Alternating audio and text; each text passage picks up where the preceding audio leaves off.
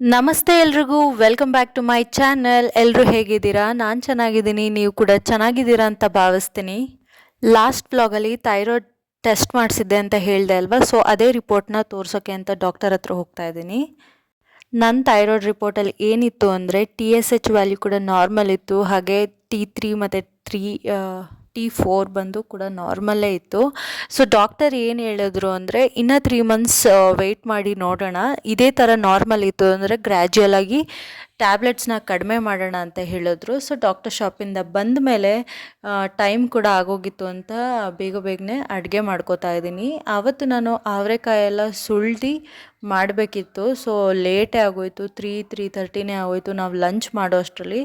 So ಇಲ್ಲಿ ನಾನು ಏನು ಮಾಡಿದ್ದೀನಿ ಅಂದರೆ ಫಸ್ಟೇ ಮಸಾಲೆ ಎಲ್ಲ ರುಬ್ಕೊಂಡು ಜೊತೆಗೇ ಕಾಳು ಜೊತೆನೇ ಬೇಯಿಸ್ಕೊಂಡು ಅದಕ್ಕೆ ಲಾಸ್ಟಲ್ಲಿ ಒಗ್ಗರಣೆ ಹಾಕ್ತಾಯಿದ್ದೀನಿ. ಮಸಾಲೆಗೆ ಏನು ಹಾಕಿದ್ದೀನಿ ಅಂದರೆ ಒಂದು ಜಾರಲ್ಲಿ ಈರುಳ್ಳಿ, ಟೊಮೆಟೊ, ಜೀರಿಗೆ ಹಾಗೂ ತೆಂಗಿನಕಾಯಿ ಇಷ್ಟನ್ನೇ ರುಬ್ಕೊಂಡು ಅದಕ್ಕೆ ಸ್ವಲ್ಪನೇ 2-3 ಸ್ಪೂನಷ್ಟು ಸಾಂಬಾರು ಪೌಡರ್ ಹಾಕ್ಕೊಂಡಿದ್ದೀನಿ ಅಷ್ಟೇ. ಹಾಗೆ ಈ ಕಿಚನ್ ಕಾರ್ನರ್ ಇದೆಯಲ್ಲ, ಇಲ್ಲಿಗೆ ನಾನು ಆರ್ಗನೈಸ್ ಮಾಡೋಣ ಅಂತ ಈ ಥರ ರ್ಯಾಕ್ ತರಿಸ್ಕೊಂಡಿದ್ದೆ. ಮೀಶೋದಲ್ಲಿ ತರಿಸ್ಕೊಂಡಿರೋದು, ಕ್ವಾಲಿಟಿ ತುಂಬ ಚೆನ್ನಾಗಿದೆ. ಇನ್ನು ಬಳಸಿದ ಮೇಲೆ ಇದು ರಸ್ಟ್ ಹಿಡಿಯುತ್ತೋ ಇಲ್ವೋ ಅಂತ ಗೊತ್ತಾಗುತ್ತೆ. ಕೆಳಗಡೆ 4 ಕಡೆ ರಬ್ಬರ್ದು ಬುಷ್ ಬರುತ್ತಲ್ಲ, ಆ ಥರ ಕೊಟ್ಟಿದ್ದಾರೆ.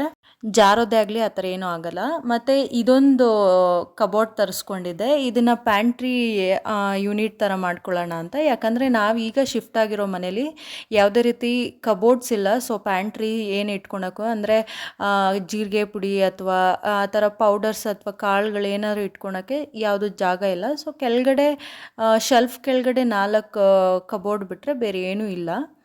ಸೊ ಇದನ್ನು ತರಿಸ್ಕೊಂಡಿದ್ದೆ, ಯೂಸ್ ಆಗುತ್ತೆ ಅಂತ. ಇದನ್ನು ಕೂಡ ನಾನು ಹೇಗೆ ಮೇಕ್ ಓವರ್ ಮಾಡ್ತೀನಿ ಅಂತಲೂ ನಿಮಗೆ ತೋರಿಸ್ತೀನಿ. ಪೂರ್ತಿ ವಿಡಿಯೋ ನೋಡಿ ಇದನ್ನು ಹೇಗೆ ಮೇಕ್ ಓವರ್ ಮಾಡ್ತೀನಿ ಅಂತ ನಿಮಗೆ ಗೊತ್ತಾಗುತ್ತೆ. ಹಾಗೆ ಇನ್ನೊಂದು ಏನು ಹೇಳಬೇಕಂದ್ರೆ, ಯಾರೆಲ್ಲ ನನ್ನ ವೀಡಿಯೋನ ಸಬ್ಸ್ಕ್ರೈಬ್ ಮಾಡ್ಕೊಂಡು ನೋಡ್ತಾ ಇದ್ದೀರಾ ಅವ್ರಿಗೆಲ್ಲ ತುಂಬ ತುಂಬ ತುಂಬ ಧನ್ಯವಾದಗಳು. ಮತ್ತು ಯಾರೆಲ್ಲ ಇನ್ನೂ ಸಬ್ಸ್ಕ್ರೈಬ್ ಮಾಡ್ದಲೇ ನೋಡ್ತಾ ಇದ್ದೀರಾ, ಹೊಸಬ್ರು ಯಾರಾದರೂ ನನ್ನ ವೀಡಿಯೋಸ್ ನೋಡ್ತಿದ್ರೆ ಪ್ಲೀಸ್ ಸಬ್ಸ್ಕ್ರೈಬ್ ಮಾಡ್ಕೊಳ್ಳಿ. ಯಾಕಂದರೆ ನಿಮ್ಮ ಸಬ್ಸ್ಕ್ರಿಪ್ಷನು ನನಗೆ ತುಂಬಾ ಡಿಫ್ರೆನ್ಸ್ ತೋರಿಸುತ್ತೆ. ಹೊಸದಾಗಿ ಯೂಟ್ಯೂಬ್ ಸ್ಟಾರ್ಟ್ ಮಾಡಿರೋರಿಗೆ ಗೊತ್ತದು ಏನು ಕಷ್ಟ ಇರುತ್ತೆ ಅಂತ. ತುಂಬ ಹಾರ್ಡ್ ವರ್ಕ್ ಮಾಡ್ತಾಯಿದ್ದೀನಿ. ಸೊ ಪ್ಲೀಸ್ ನನಗೆ ಸಬ್ಸ್ಕ್ರೈಬ್ ಮಾಡಿಕೊಂಡು ಲೈಕ್ ಮಾಡಿ. ನಿಮಗೆ ಏನಾದರೂ ನನಗೆ ವಿಡಿಯೋದಲ್ಲಿ ಸಜೆಷನ್ಸ್ ಕೊಡಬೇಕಂದ್ರೆ ಕಮೆಂಟ್ ಸೆಕ್ಷನಲ್ಲಿ ಹಾಕಿ.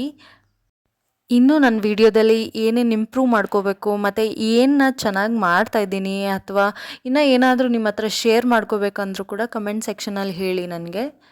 ಖಂಡಿತವಾಗ್ಲೂ ನಾನು ಅದನ್ನು ಇಂಪ್ಲಿಮೆಂಟ್ ಮಾಡ್ಕೋತೀನಿ ನನ್ನ ವೀಡಿಯೋಸಲ್ಲಿ.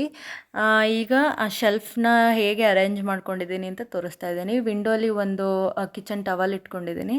ಹಾಗೆ ಈ ಶೆಲ್ಫಲ್ಲಿ ನಾನು ಉಪ್ಪಿಂದು ಕಲ್ಲುಪ್ಪು ಮತ್ತು ಪುಡಿ ಉಪ್ಪು, ತುಪ್ಪ, ಹಾಗೆ ಸ್ವಲ್ಪ ಕಟ್ಲರೀಸ್ ಇದನ್ನೆಲ್ಲ ಇಟ್ಕೊಂಡಿದ್ದೀನಿ. ಈ ಪ್ಯಾಂಟ್ರಿ ಯೂನಿಟ್ನ ಹೇಗೆ ಆರ್ಗನೈಸ್ ಮಾಡಿದ್ದೀನಿ ನೋಡಿ. ಮೇಲೆ ಒಂದು ಫ್ರೂಟ್ ಬೌಲ್ ಇಟ್ಕೊಂಡಿದ್ದೀನಿ ಅಷ್ಟೇ. ಅದ್ರ ಮೇಲೆ ಬಂದು ಡ್ರೈ ಫ್ರೂಟ್ಸ್, ಫಸ್ಟ್ ರ್ಯಾಕಲ್ಲಿ ಡ್ರೈ ಫ್ರೂಟ್ಸ್ ಇಟ್ಕೊಂಡಿದ್ದೀನಿ. ಇನ್ನು ಸೆಕೆಂಡ್, ಥರ್ಡ್, ಫೋರ್ತಲ್ಲೆಲ್ಲ ಫುಲ್ ಕಾಳು ಹಾಗೆ ಬೇಳೆಗಳು ಈ ಥರದ್ದೆಲ್ಲ ಇಟ್ಕೊಂಡಿದ್ದೀನಿ. ಇನ್ನು ಕೆಳಗಡೆ ರ್ಯಾಕಲ್ಲಿ ಬಂದು ಕೆಲವೊಂದಷ್ಟು ಪ್ಲೇಟ್ಗಳು ಇಟ್ಕೊಂಡಿದ್ದೀನಿ ಅಷ್ಟೇ. ಇದು ನೆಕ್ಸ್ಟ್ ಡೇ ವ್ಲಾಗು. ನನಗೆ ಆವತ್ತಿನ ದಿನ ಕಂಟಿನ್ಯೂ ಮಾಡೋದಕ್ಕಾಗಲಿಲ್ಲ. ಸೊ ಇದು ನೆಕ್ಸ್ಟ್ ಡೇ ಅಂದರೆ ಥರ್ಸ್ಡೇ ನಾನು ಹಾಸ್ಪಿಟಲ್ಗೆ ಹೋಗಿದ್ದು. ಸೊ ಇದು ಬಂದು ಫ್ರೈಡೇ ವ್ಲಾಗ್ ಇರುತ್ತೆ. ಯೂಶ್ವಲಾಗಿ ನಾನು ಫ್ರೈಡೇ ಮತ್ತು ಟ್ಯೂಸ್ಡೇ ಲಕ್ಷ್ಮೀ ರಂಗೋಲಿಗಳೇ ಹಾಕೋತಾ ಇದ್ದೀನಿ. ಇದು ಬಂದು ಕುಬೇರ ಲಕ್ಷ್ಮೀ ರಂಗೋಲಿ ಅಂತಾರೆ. ಈ ರಂಗೋಲಿನ ಅಮಾವಾಸ್ಯೆ, ಹುಣ್ಣಿಮೆ, ಫ್ರೈಡೇ, ಟ್ಯೂಸ್ಡೇ ಹಾಗೆ ಸ್ಪೆಷಲ್ಲಾಗಿರೋವಂಥ ಲಕ್ಷ್ಮೀ ದಿನಗಳಲ್ಲಿ ಹಾಕ್ಕೊಂಡ್ರೆ ತುಂಬಾ ಒಳ್ಳೆಯದು ಅಂತ ಹೇಳ್ತಾರೆ. ಸೊ ನಾನು ಇಲ್ಲಿ ಅದನ್ನೇ ಮಾಡ್ತಾಯಿದ್ದೀನಿ. ಪೂರ್ತಿ ರಂಗೋಲಿ ವಿಡಿಯೋ ನೋಡ್ಕೊಂಡು ಬನ್ನಿ.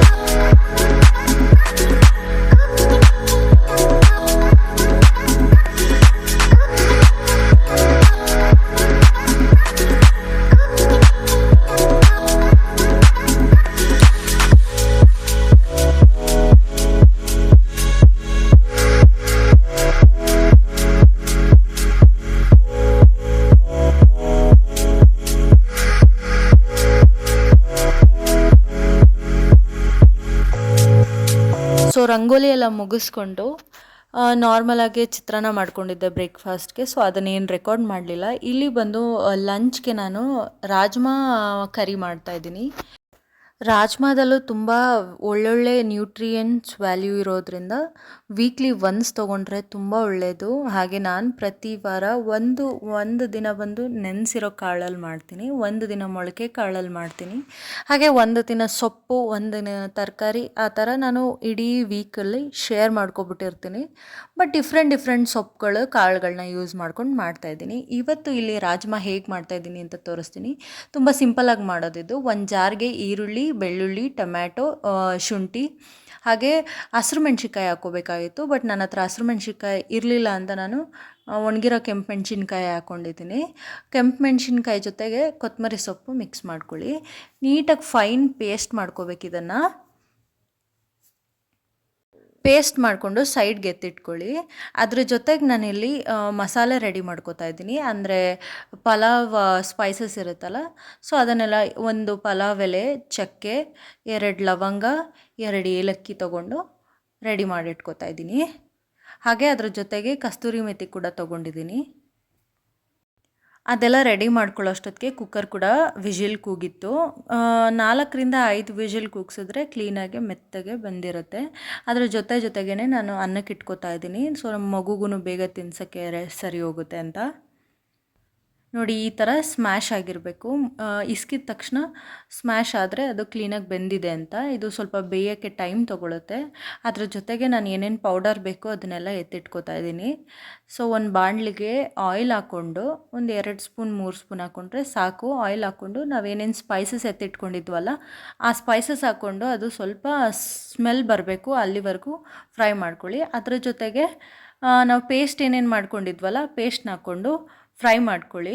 ಗಮ್ ಅಂತ ಸ್ಮೆಲ್ ಬರಬೇಕು. ಮತ್ತು ಸ್ವಲ್ಪ ಸೈಡಲ್ಲೆಲ್ಲ ಎಣ್ಣೆ ಬಿಟ್ಕೊಳ್ಳೋವರೆಗೂ ಪೇಸ್ಟ್ನ ಫ್ರೈ ಮಾಡ್ಕೋಬೇಕು. ಕಲರ್ ಕೂಡ ಚೇಂಜ್ ಆಗುತ್ತಿದ್ದು.